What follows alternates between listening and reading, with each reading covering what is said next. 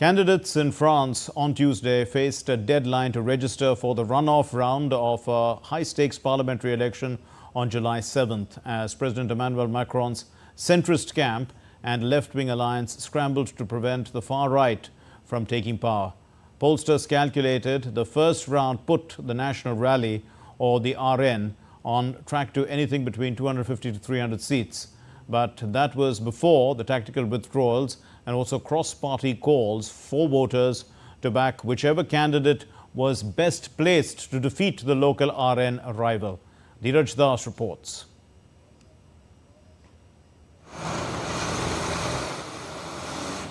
With only a couple of days to go before the second round of the French parliamentary elections scheduled for 7th of July, the National Rally's opponents are scrambling to keep the far right from obtaining an absolute majority in the National Assembly.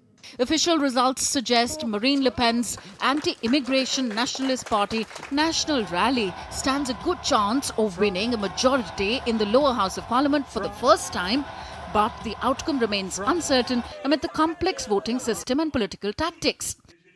Campaigning continued ahead of the second round of voting in the French parliamentary election. The National Rally's rivals are scrambling to keep it from getting an absolute majority. As the political camps continued strategizing ahead of the second round of voting, French far-right leader Marine Le Pen on Tuesday insisted that an absolute majority was still attainable for her National Rally party. Of course, we cannot accept to go into the government if we cannot act. What our voters ask is to change the policies that were put in place. If we cannot change them, and if we accept to go into the government just to sit down on the minister's chair, if we cannot act, that would be, for me, the worst betrayal we can do to our voters. Marine Le Pen's National Rally party came out well ahead in Sunday's first round of voting after President Emmanuel Macron's gamble on a snap election backfired, leaving his centrist camp in a lowly third place behind a hastily formed left-wing alliance. Pollsters calculated the first round put the RN on track for anything between 250 to 300 seats. Now let's understand the poll process of France. A total of 76 candidates were elected to France's parliament in the first round of vote, of which 39 represented the National Rally, 32 were from the New Popular Front and 2 from Macron's alliance. If no candidate reaches 50% in the first round, the top 2 contenders automatically qualify for the second round, as well as all those with 12.5% of registered voters. In the second round of voting on July 7th, whosoever wins the most votes takes the constituency. For an absolute majority, a party needs 289. According to local media estimates, some 180 plus candidates have confirmed that they will not stand in Sunday's second round for the 577-seat National Parliament. However, the electoral system can make it hard to estimate the precise distribution of seats in the 577-seat National Assembly, and the final outcome will not be known until the end of voting on July 7th. Bureau Report, DD India.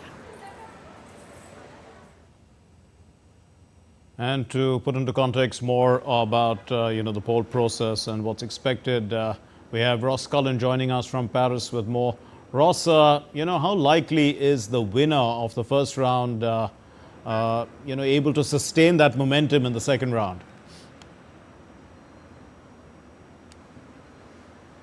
It's very unlikely that the National Rally will suffer a disastrous performance in the polls. They are very likely to win the second round with the greatest number of seats. They may fall short of an absolute majority, though, but they are likely to sustain that momentum, which has seen them into first place in the first round on the 30th of June. They got more than 30% of the vote in the first round. More than a third of French electorate are choosing to vote for the far-right populist nationalists, and they are likely to sustain that pressure, to sustain that position, and come out top in the second round decisive vote on Sunday the 7th of July. But the question still remains whether they can win a relative majority or actually gain that outright majority that would allow them to choose the Prime Minister, who would be party leader 28-year-old Jordan Bardella.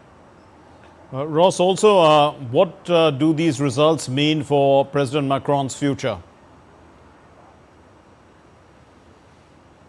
Well, he has been humiliated by the results of the first rounds in the general election. Certainly his gamble to call a snap election backfired on him. His party's been humbled, very likely to end up third place, whereas just 3 weeks ago, before the election, they were in first place as the largest party in Parliament with 171 MPs. He called the snap election, and we are likely to see more than about 100 of them lose their seats as a result of his election. So he has had a direct impact on his own party, calling the snap election. He will be feeling the pressure when it comes to the second round, and he may even have to go through the unthinkable, which would be to install a power-sharing cohabitation government with a prime minister working with him, but a prime minister from the far right. Ross Cullen in Paris, thanks very much.